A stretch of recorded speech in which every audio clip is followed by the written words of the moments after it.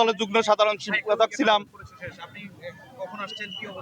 আমি আসছি, আমি কালকে রাত্র যখন দেশ নেত্রী বেগম খালেদা জিয়ার এই অসুস্থতা দেখতেছি, ফেসবুকে পাইতেছি, আসলে হৃদয়টা অনেক কষ্ট হয়। ওনার মতো নেত্রী যদি একবার হারিয়ে যায়, এই দেশে আর এই জনগণের দায়িত্ব নেওয়ার মতো খুব কষ্ট হবে যে ওনার মতো আপুসির নেত্রী আমরা আর ফিরে পাবো না।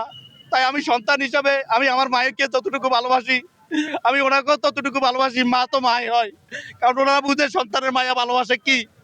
তাই উনি এই সন্তানকে, মাটিকে, দেশকে ভালোবাসি বিধায় উনি এই দেশ থেকে বিতাড়িত হন নাই।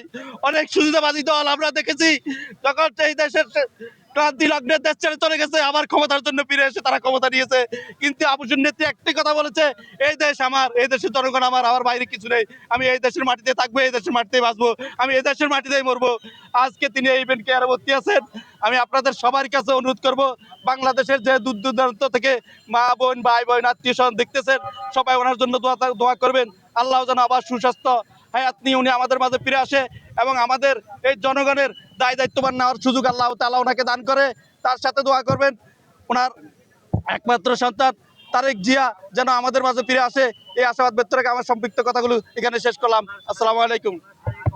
আমরা আবার শুনতে পাই যে উনি ইনশাল্লাহ যখন শুনি যে ভালোর দিকে আসতেছে, তখন আল্লাহর কাছে শুকরিয়া আদায় করি যে আল্লাহ পাক আপনি ওনাকে আসলে সুস্বাস্থ্য দান করে আমাদের মাঝে আবার ফিরে আনেন। এই আশাবাদ আমার না, শুধু মনে করি আপনারা যারা আছেন আপনাদের সবারও এই ধরনের আল্লাহর কাছে আক্ষেপ যে আল্লাহ একদম ভালো মানুষ আবার আমাদের মাঝে ফিরে আসুক। আচ্ছা, ঠিক আছে ভাই, ভালো থাকেন। আসসালামু আলাইকুম। আপনারা জানেন, কেউ স্বেচ্ছায় দেশ ছেড়ে বিদেশ থাকে না। ওনার জীবনময় খুব সংকটময় ছিল। এই দেশে কতবার ওনাকে হত্যা করার চেষ্টা করা হয়েছে, ওনাকে জিল জুলুম নির্যাতন, ওনার মেরুদণ্ড সমস্যা ছিল। উনি বাইরে গিয়েছেন, ওনার মতো নেতাকে নিয়ে কথা বলার যোগ্যতা আমার নেই। তবে একটি কথা বলবো, কখনো সন্তান মাকে ছেড়ে থাকতে পারে না। যে কোনো জটিলতা সমস্যার কারণে হয়তো ওনাকে সেখানে থাকতে হয়েছে। আমরা সবাই দোয়া করি ইনশাল্লাহ উনি যেন সহি সালামত আমাদের মাঝে ফিরে আসেন, আমাদের এই জনগণের, আমাদের এই মানুষের যেন দায়িত্বভার উনিও নিতে পারেন। এই আশাবাদ ব্যক্ত রেখে আমি আমার কথা সংক্ষিপ্ত করছি। প্রতিক্রিয়া বলতে আসলে কর্মী না, আমি মনে করি এই দেশের উনি একজন মানে ওনার কথা বলে আমি ব্যাখ্যা দিতে পারবো না। উনি এমন এক ব্যক্তি যে উনি মনে করি আমার এই দেশ, আমি মনে করি উনি বাংলাদেশ। কারণ উনি থাকলে বাংলাদেশ একদিন সচ্ছল হবে, সফলতা আসবে।